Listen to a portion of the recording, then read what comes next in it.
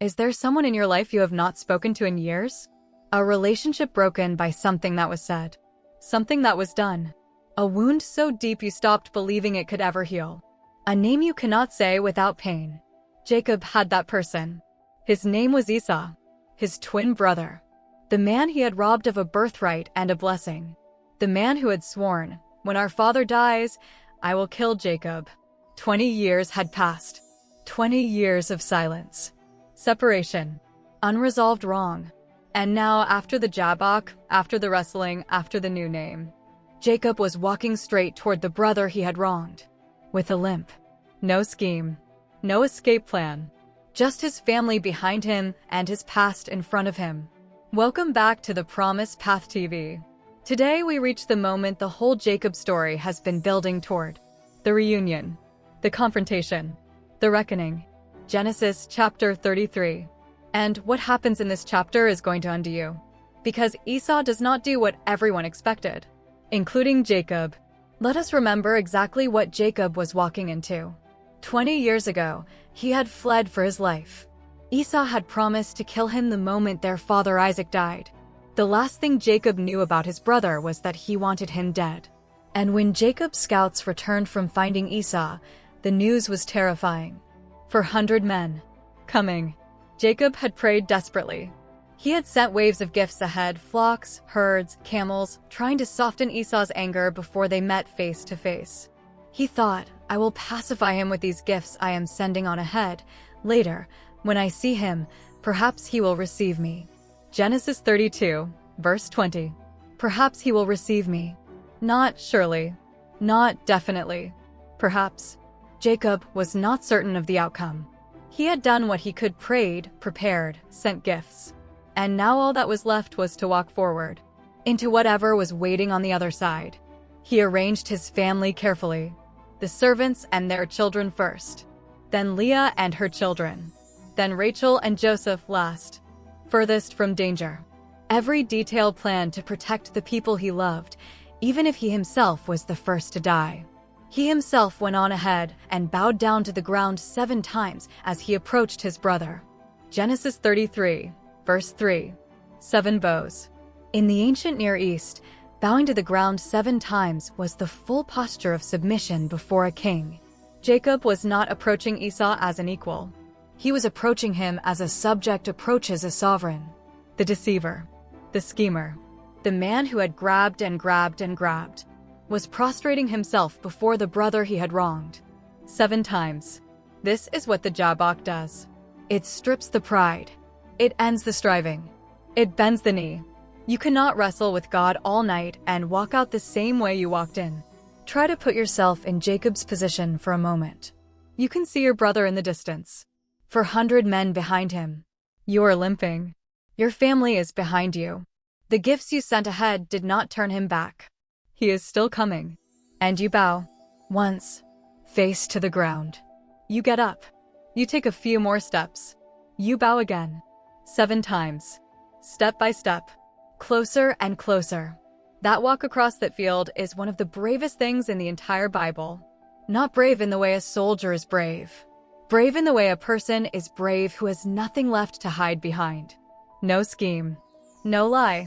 No disguise. Just Jacob. Limping forward, with his real face, toward the brother he had wronged. Is there a walk like that in your future? A conversation you have been avoiding for months? For years? A phone call you cannot bring yourself to make? A person you have wronged that you keep telling yourself you will reach out to someday? Jacob could not walk into his future with Esau unresolved. The relationship that was broken had to be faced. Not perfectly, not with certainty of the outcome, but faced. Therefore, if you are offering your gift at the altar and there remember that your brother or sister has something against you, leave your gift there in front of the altar. First go and be reconciled to them, then come and offer your gift. Matthew 5, verses 23 and 24. Jacob bowed the 7th time and looked up.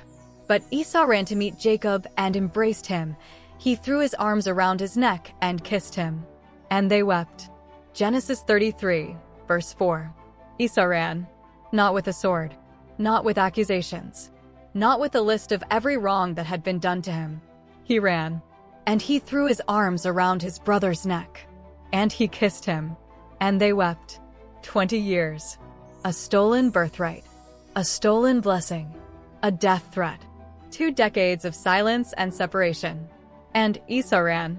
Somewhere in those 20 years, something had changed in Esau's heart. The rage had softened. The wound had healed. The desire for revenge had dissolved.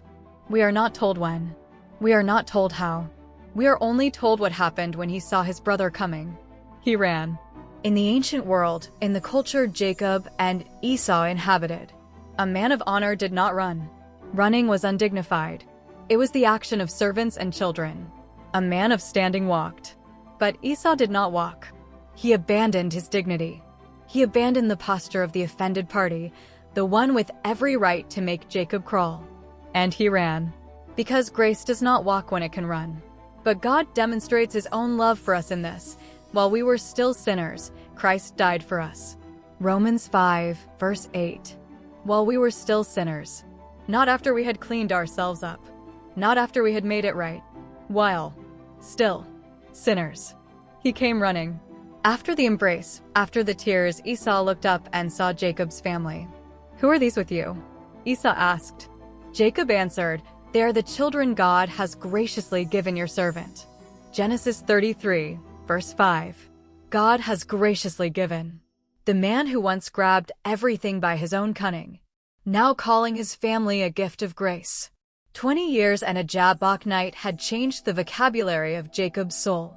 And then Esau looked at all the flocks and herds Jacob had sent ahead as gifts. But Esau said, I already have plenty, my brother. Keep what you have for yourself. Genesis 33, verse 9. I already have plenty. The man who sold his birthright because he was famished now says he has plenty. The man who once had everything taken from him now says, keep it. I do not need what you owe me. I do not want to be paid back. I just want my brother. But Jacob insisted. And in his insistence, he said something extraordinary. Jacob said, No, please. If I have found favor in your eyes, accept this gift from me. For to see your face is like seeing the face of God, now that you have received me favorably. Genesis 33, verse 10. To see your face is like seeing the face of God. The night before, Jacob had said, I saw God face to face at Peniel. And now, the morning after, looking at his brother's face, he sees God again. The face of the person who should have hated him. The face of the brother running toward him with open arms. The face of grace, given freely, without demand, without scorekeeping. Jacob saw God in Esau's forgiveness. Because forgiveness, at its core, is the most godlike thing a human being can do. Bear with each other and forgive one another if any of you has a grievance against someone. Forgive as the Lord forgave you. Colossians 3, verse 13. I want to stop here and make a connection that I believe will change the way you read both of these stories forever. In Luke 15, Jesus told the parable of the prodigal son, a younger son who took his inheritance early and wasted it, who came to his senses in a pig pen and turned toward home, not certain of his welcome, only hoping to be taken back as a servant. And the father, the moment he saw his son coming in the distance. But while he was still a long way off, his father saw him and was filled with compassion for him. He ran to his son, threw his arms around him, and kissed him. Luke 15, verse 20. He ran, threw his arms around him, kissed him. Sound familiar? Esau ran to meet Jacob, threw his arms around his neck, and kissed him. The language is almost identical. When Jesus described the father running to the returning prodigal, he was painting a picture that his Jewish audience knew. The story of Esau, the older brother who ran, the one who should have been angry but was full of grace instead. And here is the theological heart of both stories. The one who ran in the parable of the prodigal son represents God the Father. A father who does not wait at the door with crossed arms. A father who sees his child coming from a long way off and runs, abandons his dignity, closes the distance, throws his arms around the one who ran away. That is who God is. And Genesis 33, written 2,000 years before Jesus told that parable, was already showing us his face. We love because he first loved us. 1 John 4, verse 19. He ran first. He always runs first. Let me bring this field, this reunion, these tears, this running embrace into your life today. Lesson 1. The Jabbok always comes before the reunion. Jacob could not have faced Esau without first facing God at the Jabbok. He needed to be broken of his self-reliance before he could approach his brother with humility. He needed the new name before he could walk without a scheme. The hard seasons God takes you through are not obstacles to reconciliation. They are often preparation for it. The wrestling night is making you ready for the reunion morning. Humble yourselves before the Lord, and he will lift you up. James 4, verse 10. Lesson 2. Facing the person you wronged is one of the bravest things you can do. Jacob's 7 bows were not weakness. They were the bravest thing he had ever done. Braver than any scheme. Braver than any escape. Walking toward the person you wronged with your real face, no disguise, takes everything. Is there someone in your life who deserves that walk from you? Someone waiting, maybe not consciously, maybe not even knowing it, for you to come toward them with honesty and humility? You cannot know what Esau will do until you make the walk. And you cannot live fully in your future while that unresolved thing sits in your past. Whoever conceals their sins does not prosper, but the one who confesses and renounces them finds mercy. Proverbs 28, verse 13. Lesson 3. Some people's hearts have changed while you weren't watching. Jacob assumed Esau was still the man who wanted him dead. He had no evidence to the contrary. The last data point he had was 400 men coming. But Esau had changed. Silently. Over 20 years. God had been working in Esau's heart in ways Jacob had no access to. And Jacob almost let his outdated assumptions keep him from a reunion he could not imagine. The person you are afraid to approach. You do not know what God has been doing in their heart while you were apart. People change. God works. Hearts soften. Do not let what they were keep you from discovering who they have become. I will give you a new heart and put a new spirit in you. I will remove from you your heart of stone and give you a heart of flesh. Ezekiel 36, verse 26. Lesson 4. I already have plenty is the language of a healed heart. Esau said, I already have plenty. Keep what is yours. He was not diminishing the wrong that had been done. He was saying, what I have now is enough. I am not living in the deficit anymore. The account of what you owe me is closed. That is what healing does. It does not erase the memory of the wound. It removes the wound's power to demand payment. If you have been wronged, deeply, unjustly wronged, you do not have to pretend it did not happen. But the goal of healing is to get to the place where you can say, I already have plenty. In God. In His grace. In who I am in Him. What you owe me no longer defines me. I have learned, in whatever state I am, to be content. Philippians 4, verse 11. Lesson 5. The face of grace looks like the face of God. To see your face is like seeing the face of God. Jacob said that to Esau. Because in Esau's running, in his embrace, in his tears, Jacob saw the character of God made visible in a human face. When you forgive, you put God's face on. When you run toward the one who wronged you, you make God's character visible in the world. You become the face of grace to someone who expected judgment. All this is from God, who reconciled us to Himself through Christ and gave us the ministry of reconciliation. 2 Corinthians 5, verse 18. The ministry of reconciliation. That is what Esau modeled on that field. And it is what God calls every one of us to carry into our broken relationships. We started this series on Jacob, watching him steal a birthright and run. We watched him spend 20 years in exile. We watched him wrestle alone at a river in the darkest night of his life. And today, we watched him limp across a field toward the brother he had wronged. And we watched something happen that only grace can explain. Esau ran, and they wept. And Jacob said, to see your face is like seeing the face of God. Maybe you're Jacob today. You need to make a walk toward someone you wronged, toward someone you have been avoiding. You cannot control what they will do when you get there, but you can make the walk. And maybe you're Esau, someone who has been wronged, who has carried the weight of it, who has had years to let the anger calcify into something harder. And God is asking you to run, not because they deserve it, not because the wrong did not happen, but because you carry the ministry of reconciliation. And when you run, you put God's face on for a person who needs to see it. Would you pray this with me? God, I want to be both Jacob and Esau today.